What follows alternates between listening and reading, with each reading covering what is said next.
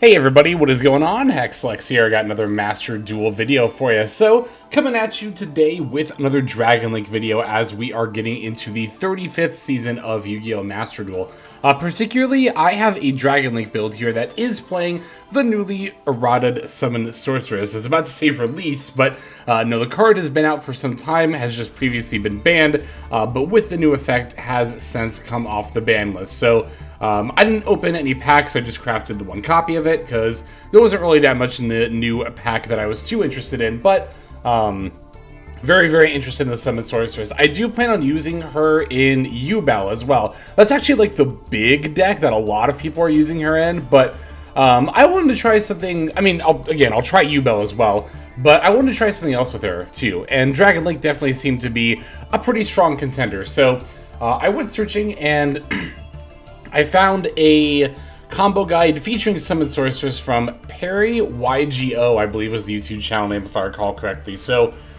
if you want to see that combo line, I'm going to link it in the description below, because of course due to our opponents having interactions and difference in opening hands and stuff, I don't cleanly pull off the one card combo line, but with Summon Sorceress, Starliege Safer can actually end you on the Borland Dragon with a Bestial Dissipator, as well as the Branded Beast setup with a Magnum Hut Search for Drew Swarm. And that's just off the one card, right? You could have any other 4 cards in hand to help you extend into even more plays, or hand traps to stop your opponents. So my build is a little bit different from the one featured in their video as well. I am on the Red Eyes cards. I went up to 50 cards to include the Red Eyes package, and of course, since we're on the Red Eyes package, we are also playing Gamma and the Driver. Of course, you need that normal monster for the Red Eyes Black Meteor Dragon. I do really like playing the 3 Black Metal Dragon.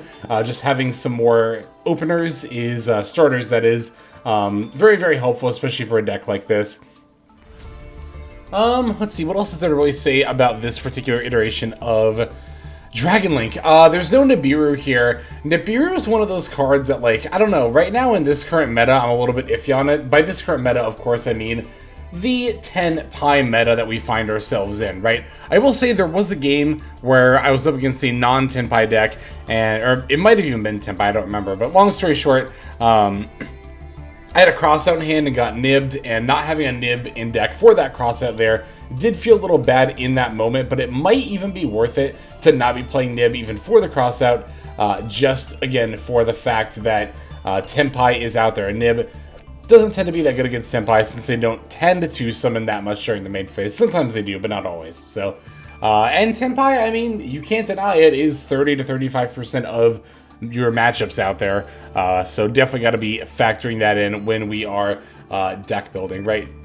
If I were to put in Nibiru, I'd probably just cut the triple tactics talent, but I do really like having this card, especially in a deck like Dragon Link, where sometimes one draw is enough to get you there, whether it's, 2 draws off triple tack or the 1 draw off Branded Regained. If I recall correctly, we do have at least one game here where our hand would be dead if not for the Branded Regained. So even if it's not that draw to get the starter, just being able to find an extender will either allow you to play through a hand trap or also just add to your end board as well here. So yeah, so I'm trying to remember what I cut here. Well, I mean, of course, I built the deck anew. I do that every season, especially after a ban list and or a new pack release, of which we have had both. Actually, is the new ban list out yet? The Sprite starter should be at 3. It is. You know what? This video doesn't have anything to do with sprites, but I'm going to make my 3rd starter right here on camera. Oh,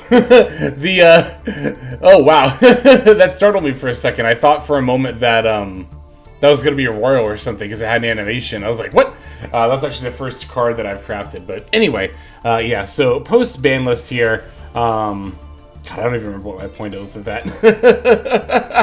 But, oh yeah, I was just going to say after a ban list and after new packs is when I like to rebuild my decks, right? I don't like taking cards out and then just putting cards in. There you end up with a Ship of Theseus problem where your deck loses cohesion because rather than building it all out at once with one like cohesive goal in the form of like ratios and the current meta in mind, you're instead just kind of like picking it apart and rebuilding it. You know, I'm not a big fan of that, but you could get this down to 40 cards, I think for sure. I'm pretty sure the build in Perry YGO's video was like 42. So you could definitely get down to 40 if you really wanted to. But Dragon Link is also one of those decks where, like, you have so much, like, between, you know, hand traps and starters. Well, that's not really a starter, but starters, you're safer. And then also the extension as well. Like, you have so many of each card that play these roles that it doesn't really matter that much if you're going up to 50, as opposed to a deck like, I don't know, Math Mech that's trying to open specifically circular, so very much wants to be exactly 40 cards to be able to dig for it, right? Dragon Link can play a lot more loosely, so you can definitely go well above 40. As you see here, we're at 50, and you're completely fine. So, okay. I think that's going to go ahead and do it for the list. I don't really have too much more to say about it. Let's just go ahead and break this down card by card, and then we'll take a look at some of these duels here. So we are on 1 Cyframe Driver, 3 Effect Veiler, 3 Black Metal Dragon, 3 Max Seed, 2 Cyframe Gear Gamma, 3 Ash Blossom and Joyous Spring, 1 White Dragon Wyver Burster, 1 Black Dragon Collapse Serpent, 2 Rocket Tracer, 1 Rocket Recharger, 3 Starleash Safer, 1 Rocket Caliber, 1 Red Eyes Black Meteor Dragon, 1 Bestial Magnum Hut, 1 Bestial Saronir, 2 Bestial Juroswarm, 1 Bestial Baldrake, 1 Absterrouter Dragon, 1 Chaos Dragon Levianeer, 3 the Bestial Lubellion, 1 Red Eyes Darkness Metal Dragon, 1 Triple Tactics Talent, 3 Chaos Space, we got 1 Dragon Ravine, excuse me, sorry about that, 1 Boot Sector Launch, 1 Branded Regained, 2 Quick Launch, 2 Called by the Grave, 1 Cross-Out Designator, 1 Infinite Permanence, and then finally 1 Branded Beast for our 50 card main deck. For the extra deck, we are on 1 Warlord Savage Dragon, 1 Bestial Dissipator, 1 Chaos Angel, 1 Guard Dragon Pisty, 2 Striker Dragon, 1 Heretic Seal of the Heavenly Spheres, 1 Dragoon Knight Romulus, 1 IP Masquerena, 1 Dark the Dark Charmer Gloomy, 1 SP Little Knight, 1 Triple Burst Dragon, 1 Summon Sorceress, 1 Axis Code Talker, and then finally 1 Boral and Dragon. That's going to do it for our list. Let's go ahead and check out these duels. Okay, so our first duel is going to be a one-turn game. Usually I don't like showing games where opponents concede during my turn 1 combo, but I did want to show at least one game featuring Summon Sorceress, so we're going to go ahead and take a look at this one here. Here you can see that we do open the Starleash Saphert, and indeed that 1-card combo is enough to get you into the, or that 1 card rather is enough to get you into the combo line using Summon Sorceress. However, I'm going to start with Chaos Space here for a couple of reasons. One, I opened to the Saronir to be able to pitch it with, which is very nice, but moreover than that, I am holding Cyframe Gear Gamma, so I want to see if I can bait out an Ash Blossom from my opponent before I start committing monsters to the board. And sure enough, after pitching Saronir, they're going to throw out the Ash Blossom, to which we respond with the Cyframe Gear Gamma. I really like Gamma in this build for situations like this with the Chaos Space. I kind of want to play 1-for-1 as well. A similar kind of spell card that will often eat hand traps. Bestial Lubellion's another good card. Like, if you open Gamma, you definitely want to start with plays that, don't commit monsters to the board. But that's pretty natural given there. So, I'm going to save it for the Collapse Serpent and then summon it, linking off for the Striker Dragon. From here, I am going to be pretty much doing the 1-card combo line using Summon Sorceress. We just also happen to have the Gamma and Driver on the board, so gonna add the Wyver Burster, and then Striker Dragon's going for the Boot Sector launch. Gonna special the Wyver Burster, link off the Striker Dragon and Wyver Burster, going for the Romulus. This will, of course, let me get the Romulus effect in order to search up the Dragon Ravine. And actually, it's at this moment that I'm going to use the Driver and Gamma in order to go for the Borland Savage, or the Borlode rather, Savage Dragon. The reason I'm doing it here is because, well, this is only just now at this point we have the Striker Dragon in the yard, and I don't need the Striker Dragon to be able to make plays, so I can just equip it here, set up my Omni Negate. Also, the 1-card line with Safer that uses Summon Sorceress doesn't summon Borlode, so we get to just add that to our end board here. It does summon Bestial Dissipator instead, though, so putting back the Collapse Serpent, grabbing a draw here, getting a Safer there, going to throw down the Ravine, pitch that Safer we drew to send the Absterrouter F to add the Rocket Tracer. Then we're going to play the Boot Sector over the Dragon Ravine, Boot Sector F, we're going to summon the Rocket Tracer. Rocket Tracer is going to pop the Boot Sector, summon the Rocket Recharger. Rocket Recharger, we're going to link that off for our Guard Dragon Pisty. And then from here we can link off our Tracer in order to summon our second Striker Dragon. Now, normally, especially because we are playing Triple Burst Dragon, you don't have to actually summon the second Striker Dragon. Normally, you could just link the the Tracer and the Romulus into the triple burst, and then you would have the ability to use Pisty's effect. However, for the Summon Sorceress line, we do actually want to be playing out our second Striker Dragon.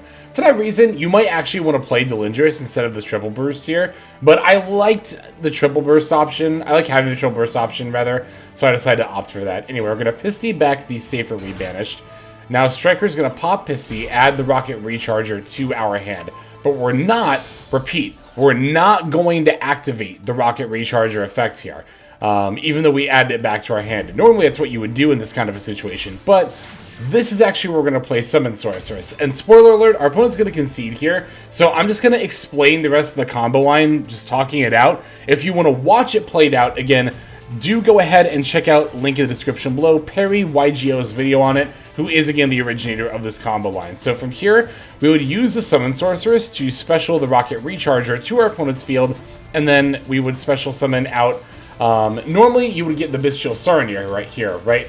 Now, granted, we already opened Saronir and pitched it to get Lubellion, but if you didn't do that, you would want to get the Saronir here.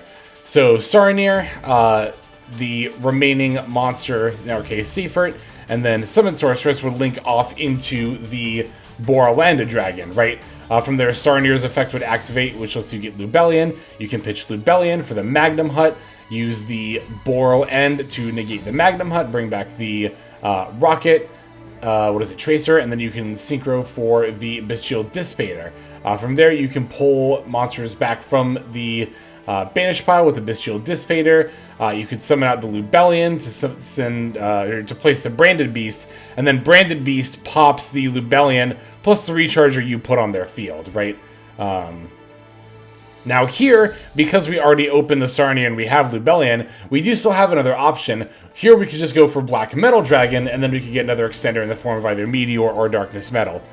Again, our opponent's just going to end up conceding here, so that's why I wanted to take the time to talk out the combo line there. But I just wanted to let you know what all the options were, particularly in my build specifically, but also, of course, just, you know, in general. So, again, don't usually start off with games where our opponents concede during our turn 1, but I did want to show us summoning Summon Sorceress at least once. So, we do have some more back and forth duels to take a look at here. Let's see the next one.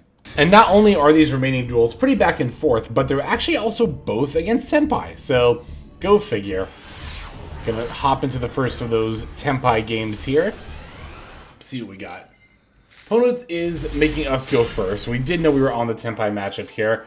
Opening that Black Metal Dragon, which is very, very nice. Gonna start by normaling that and then linking it off, naturally. I mean, a lot of you are probably familiar with how Dragon Link combo lines tend to play out at this point, right? But our opponent here does have the imperm for the Striker Dragon, so it's not gonna be quite so simple. We do still get the Black Metal Dragon search. I'm gonna get Meteor Dragon here. And then we can use the Meteor Dragon to send a Cyphering Driver from our deck to the yard to special. Alright, I'm still going to go for the Romulus here to search up the Dragon Ravine. Because I was thinking about it, and it's like, you know, even if we don't have, like, Boot Sector launch, we could still mill Saronir to add Lubellion, but indeed they also have the Effect Veiler. Not too surprising for them to have multiple hand traps here, because of course it's Tempi, so that is to be expected. But we do have the Wyver Burster, so I'm going to banish the Black Metal Dragon to summon that, link it off for Pisty, and then we can activate the Wyver Burster effect, as well as the Romulus effect here. Oh, but they... Oh, goodness. That was actually a huge misplay on my part. So this is what I get for watching YouTube videos while I play games. Which, I mean, like, I don't know. God forbid I try to enjoy my free time a little bit. But, I mean, I will say that it does lead to sloppy play. So, I was not paying attention here. And I thought I was, for some reason, searching Dragon Ravine. Which is why I activated Romulus and ended up walking right into this Gamma. Which is not ideal. But at the same time, it's not the end of the world. Because our opponent has played enough hand traps, they're down to 2 cards in hand. And I already have Veiler and Ash Blossom, so it's a pretty easy measure for me to just go into a Borload here. Now I have 3 negates going into their 3 cards in hand, so I should be able to stop just about whatever they end up doing. It was still a very sloppy play on my part, I'm not going to argue against that, but things definitely could have panned out worse here. Alright, so from here, I'm going to use the Borload effect. Also, to be fair, I don't even know that it was sloppy play, because I'm actually remembering that, didn't I do that on purpose? I think I did that on purpose to chain block, now that I think about it. I was chain blocking the Wyver Burster, because they used Imperm and Valor, but I wasn't sure if they had an Ash Blossom. Okay, I thought I made a misplay there, but I'm trying to... I don't remember, because I was watching YouTube videos while I played this game. Maybe I'm giving myself the benefit of the doubt. Well, regardless, either way. We are able to Borload the Dark Hole. Opponent's going to try to move to Battle Phase after just throwing down the Field Spell. We're definitely going to Ash Blossom that Songen Kaiman coming down during the Battle Phase. And, you know, like I said, we still have the Effect Valor, even if they went, like, you know, normal summon Pydra. So... from here, we just peel the Quick Launch off the top of the deck. If I hadn't done that and been able to very easily go for lethal, what I would have done is swung in with Pisty and Borload, and then I would have normal summoned Valor, and then gone into SP, and then SP banish Songen summoning. That way they're in complete top deck mode to not only our Omni Negate, but also the SP banish. And then that also gets rid of their Field Spell, which would potentially get them out of a tight spot. Well, not really, because if they top deck a dead card and try to use Songen summoning, if we didn't banish it, we'd still have Borload. But anyway, so yeah. Despite some misplays, question mark? I actually genuinely don't remember if that was a misplay or not, but or if I intended to do that. But either way, we did still manage to defeat Tempi here. So we have one more game. Like I said, it's going to be another Tempi game, so let's go ahead and see that. Okay, so for this game against Tempi, I think I actually won the coin flip, so I didn't necessarily know I was playing against Tempi, because I just chose to go first. Yeah, yep, that was the case. Okay, so, yeah, we got a pretty decent hand here. Rebellion effect, we're going to start with that. Going for the Magnum Hut, just seeing if I can bait an Ash Blossom here. Chaos Space pitching Valor, grabbing us the Collapse Serpent. We can then special Collapse Serpent by pitching the Valor, linking that off for the Striker. Again, pretty typical Dragon Link shenanigans that we're starting off with here. Going for the Searches, chain blocking the Striker, hoping they don't have Valor or Imperm, and they don't, so we get both the Wyver Burster as well as the Boot Sector launch. Wyver Burster coming down, linking off with the Striker, going for the Romulus. Definitely love having the Bestial in hand too. Of course, like, being able to get the Surge as well as the extra body, always nice. Ravine, we're just going to pitch the Valor here. Sitting the Absorautor, of course. I do typically pitch Valor, not just because, like, I'll pitch it over other hand traps, not just because it's more conditional, but also because it's a light monster, and that could matter for, like, Levianeer or another, like, in some weird situations, Collapse Serpent or Bestial or something, so... getting the draw here, and getting the Ash Blossom is very, very nice. Going to go for the Pisty. And then, of course, the Recharger. Going to go into the Striker Dragon. I actually didn't have to do this here because I'm not setting up the... Yeah, I could have just gone into Triple Burst. I didn't need to use a second Striker Dragon there. I was in autopilot mode, probably watching a YouTube video while I was comboing. And was doing Summon Sorceress lines when I didn't need to. A little bit of a misplay on my part, but not the end of the world. Yep, we can somehow the Magnum up here. Not only set up that end phase search, but also, of course, be able to make the Bestial Dissipator by negating Magnum Hut with Warland after the search is already resolved, and then going for the Bestial Dissipator. I did actually briefly consider here what I could have done if I really wanted to, since I had the extra Recharger body here, was I could have normal summoned Ash Blossom and then linked these two for IP Masquerena, which would potentially let me go into SP during their turn, but I opted not to. I just figured that, like, you know, between those interactions, I just thought the Ash Blossom would be better in more situations. Also, we're grabbing Baldrake during the end phase here and not Jura Swarm. The reason for that is that we don't have the trap card, the... I can't remember what it's called. The Bestial Trap card, we don't have it set up here, and therefore Jura Swarm just kind of normally sit on the field, whereas Baldrake is more of a proactive form of disruption, so... And from here, our opponent's going to try to do a lot of Tempi stuff, but thankfully our hand/board state puts up enough interaction to deal with it all. They're going to lead by normal summoning Hydra. I'm going to use the Borland to negate that and bring back the Tracer. I'm going to try to follow up with special Shundra from hand. I can use Dissipator to put back one of my own banished cards in order to be able to destroy the Shundra. So it doesn't matter that we don't negate it, right? Because it just won't special from hand. As I go to move to battle phase, I'm going to throw down the Baldrake here, just in case they have some shenanigans. Probably just going to battle over Tracer. Sure enough, they do have Sangha and Kaiman, but we have our Ash Blossom. Very glad that we hung on to that. I guess, well, because the thing about IP is that you have to do it during the main phase, right? So, I guess we could have SP'd to banish the Hydra during the main phase, but then they would have gone Sangen, Kaiman for Shundra, and they would have been able to battle the Shundra and activate during the damage check. It just would have been messier for, like, no real reason, right? So I am very glad that we end up keeping the Ash Blossom in hand, instead of trying to do a fancy play to end with an IP on our board as well. It can sometimes be tempting, maybe not for everybody, but for me personally, to just try to make your end board look fancy. But obviously you should definitely value optimal play over that. It's probably a given, but anyway. That'll end up doing it for this video. Thank you everybody so much for watching. Let's go ahead and move now to our outro. Hey everybody, Hexlex here. Just want to give you a huge thanks for watching all the way to the very end of the video. Believe it or not, that is actually one of the best ways that you can support the channel, is by watching the videos in their entirety. But there are many ways in which you can support the channel if you are so interested. The names that you're seeing on screen here, I gotta give an extra special thanks to, because these are people who have chosen to either become a member on YouTube, which if you're interested you can do as well via the join button next to the subscribe button down there, or have signed up over on Patreon and become members there. Link to that is going to be in the description below.